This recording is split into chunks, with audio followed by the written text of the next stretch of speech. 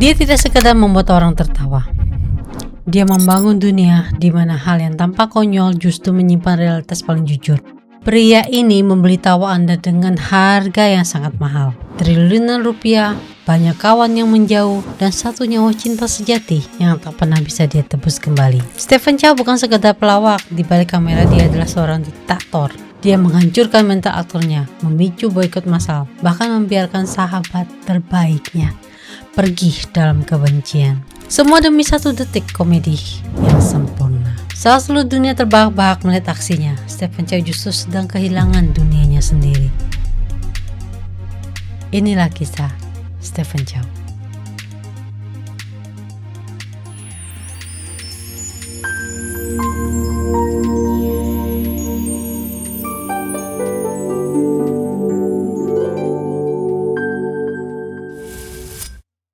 Stephen Chow lahir di Hong Kong pada tahun 1962 dalam kondisi jauh dari kemapanan.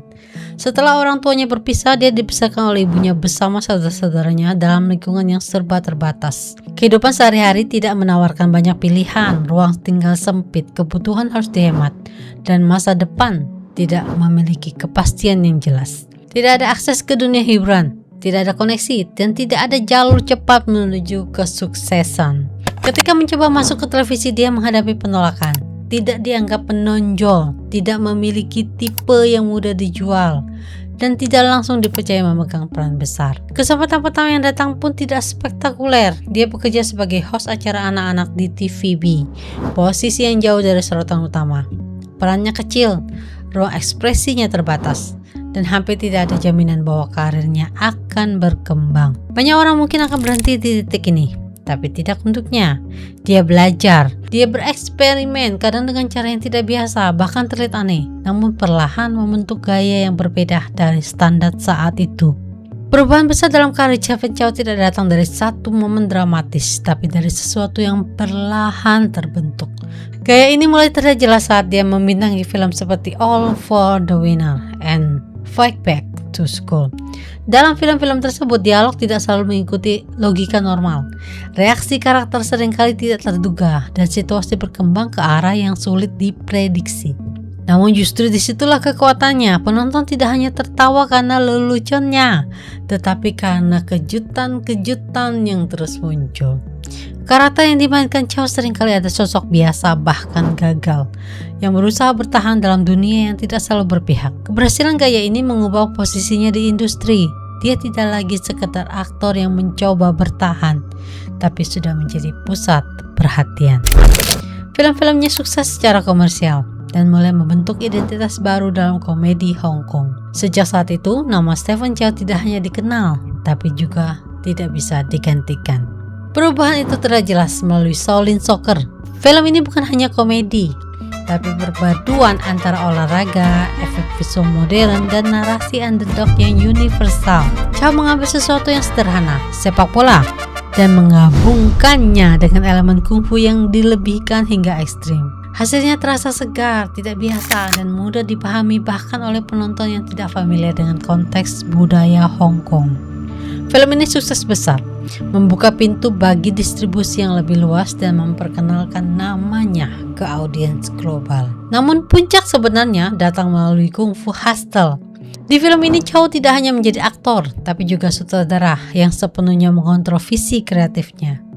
Kung Fu Hustle membawa pendekatan komedinya ke level yang lebih kompleks, menggabungkan referensi klasik film Kung Fu, efek visual canggih, koreografi aksi yang presisi, dan humor absurd yang tetap menjadi ciri khasnya. Di satu sisi, penonton disuguhi adegan aksi yang over the top, visual yang mencolok. Di sisi lain ada cerita yang tentang individu yang dianggap tidak berarti, yang perlahan menemukan nilai dirinya. Karakter yang dimainkan Chow kembali mengikuti pola yang sama, lemah, tidak dihargai, bahkan terlihat tidak kompeten. Namun berkembang melalui proses yang tidak selalu linear. Keberhasilan Kung Fu Hustle tidak hanya diukur dari pendapatan box office, tapi juga dari penerimaan global. Film ini diputar di berbagai negara, mendapatkan ulasan positif, dan memperkuat posisi Chow sebagai salah satu kreator paling unik di industri film Asia. Di balik kesuksesan besar yang diraih Stephen Chow, ada satu sisi yang jarang terlihat di layar. Jika film-filmnya penuh dengan energi, humor, dan ritme yang cepat, kehidupan profesionalnya justru dikenal jauh lebih kaku dan terkontrol. Chow memiliki reputasi sebagai perfeksionis. Dia sangat detail dalam setiap aspek produksi, dari timing komedi, ekspresi aktor, hingga komposisi visual dalam satu frame. Bagi sebagian orang, pendekatan ini menghasilkan karya yang kuat dan konsisten. Namun bagi sebagian yang lain, cara kerjanya terasa sulit diikuti. Proses produksi bisa menjadi panjang, intens, dan penuh tekanan. Beberapa kolaborasi tidak berjalan mulus. Ada jarak yang terbentuk antara dirinya dan rekan kerja, terutama ketika standar yang dia tetapkan tidak mudah untuk dipenuhi. Seiring waktu, arah karir Stephen Chow mulai bergeser. Dia tidak lagi selalu menjadi wajah utama di depan layar, tapi perlahan mengambil posisi yang lebih dominan di balik layar, sebagai sutradara dan pengarah visi kreatif. Perubahan ini bukan terjadi secara tiba-tiba. Setelah mencapai puncak popularitasnya sebagai aktor, dia mulai memilih untuk mengontrol cerita dari awal hingga akhir. Film seperti CG7 menjadi salah satu titik transisi di mana perannya di depan layar mulai berkurang, sementara keterlibatannya sebagai kreator utama semakin kuat. Ini menunjukkan bahwa identitas kreatifnya tidak tergantung pada kehadiran fisik di layar. Kita semua mengenalnya sebagai pria yang membuat dunia terbahak-bahak, dari jurus Shaolin Soccer hingga aksi konyol di Kung Fu Hustle. Stephen Chow adalah wajah dari tawa Asia. Namun di balik layar, dia adalah sosok yang ditakuti, dibenci, sekaligus paling kesepian di industri film Hong Kong. Beberapa perselisihan paling ikonik yang sering menjadi bahan perbincangan di industri film dan diambil dari berbagai sumber. Yang pertama, hubungannya yang retak dengan Eng Mantat. Ini adalah perselisihan yang paling menyedihkan bagi penggemar. Eng Mantat adalah paman bagi semua karakter Stephen Chow. Perselisihannya pecah saat proyek Kung Fu Hustle. Awalnya Eng Mantat dijanjikan sebuah peran, namun Stephen Chow membatalkannya secara mendadak demi perubahan skenario.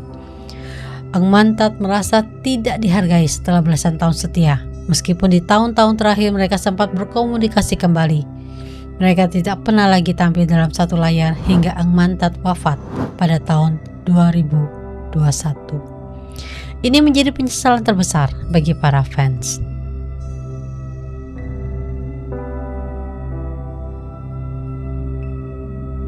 Yang kedua, perang dingin dengan Sammo Hung. Sammo Hung adalah legenda kungfu yang awalnya menjadi koreografer aksi di Kung Fu Hustle.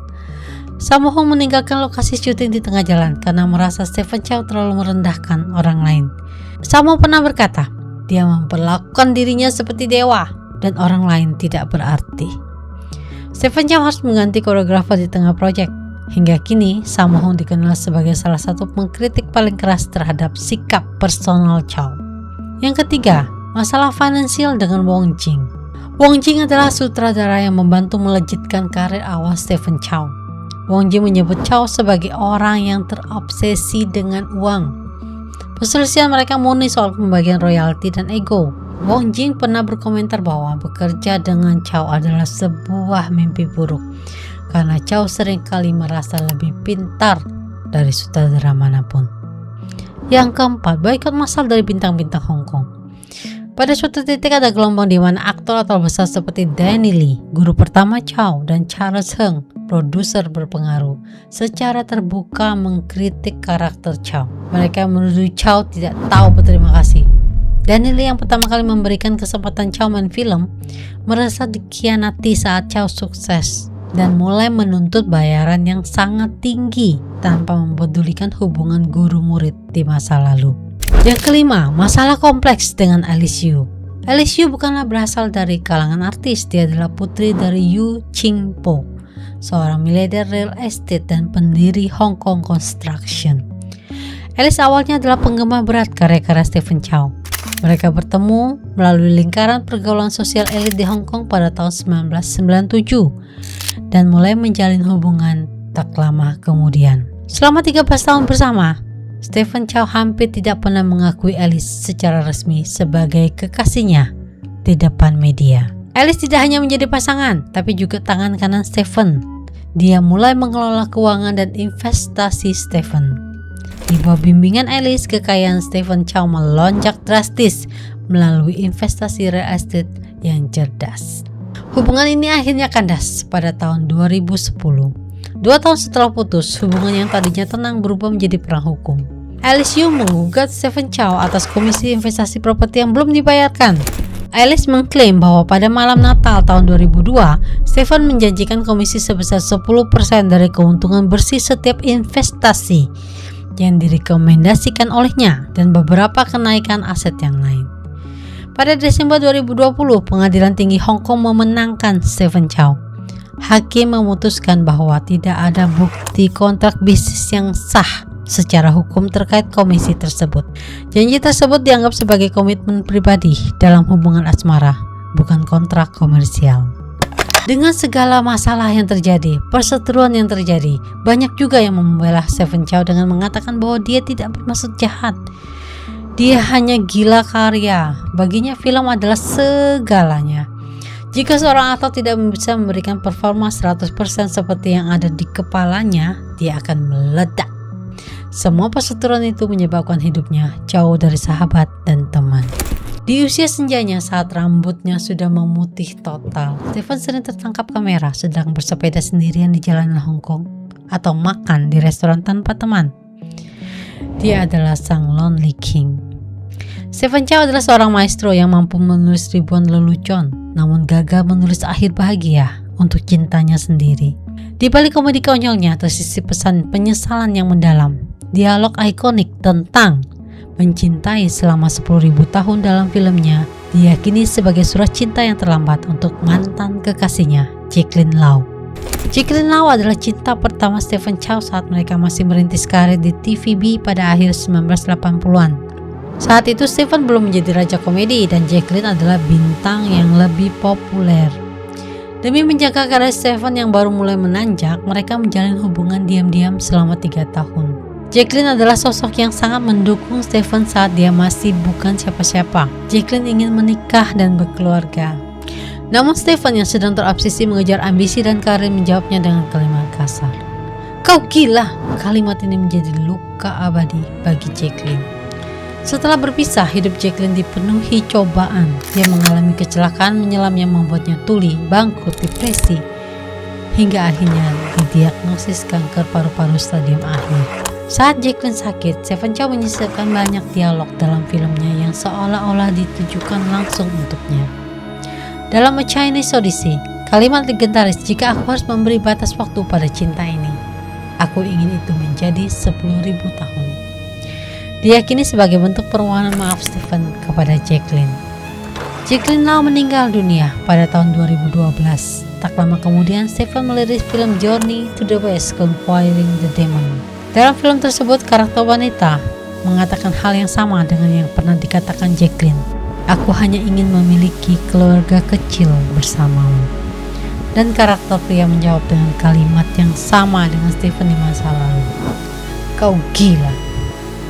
Stephen mempertahankan lagu tema Love of the Lifetime dari film lamanya. Namun dia mengubah satu baris liriknya menjadi "Mencintaimu sejak saat itu hingga sekarang." Ini adalah pengakuan publik paling jujur dari Stephen bahwa dia mencintai Jacqueline. Hingga rambutnya memutih total, dia tetap melajang. Dalam sebuah wawancara langka, Stephen Chow tampak sangat melankolis. Ketika ditanya kapan dia akan menikah, dia memberikan jawaban yang cukup mengejutkan bagi penggemarnya. "Lihatlah keadaanku sekarang. Menurutmu apakah aku masih punya kesempatan?" Dia juga menambahkan bahwa jika bisa mengulang waktu, dia tidak akan membiarkan dirinya terlalu sibuk dengan pekerjaan. Dia berkata, "Aku sangat tidak beruntung dalam urusan asmara. Jika aku bisa mengulang hidup, aku akan mengurangi kesibukan dan menghabiskan lebih banyak waktu untuk hal-hal yang aku sukai selain sekedar bekerja." Ternyata pria yang mahir menulis skenario komedi gagal menulis akhir bahagia untuk kehidupan cintanya sendiri. Jika dilihat lebih dalam, film-film Stephen Chow bukan hanya tentang tawa. Mereka tentang orang biasa, orang gagal, orang yang tidak dianggap. Dan mungkin itu adalah refleksi dari dirinya sendiri. Karena terkadang humor bukan untuk membuat orang lupa, tapi untuk membuat realitas lebih bisa diterima. Sekarang pertanyaannya, kenapa ya film Stephen Chow tetap terasa mengena sampai sekarang? Apakah karena lucunya? Atau karena ada sesuatu yang lebih dalam di baliknya? Tulis pendapatmu di komentar. Sekian kisah kali ini. Kita kembali lagi ke kisah yang lain. Bye-bye.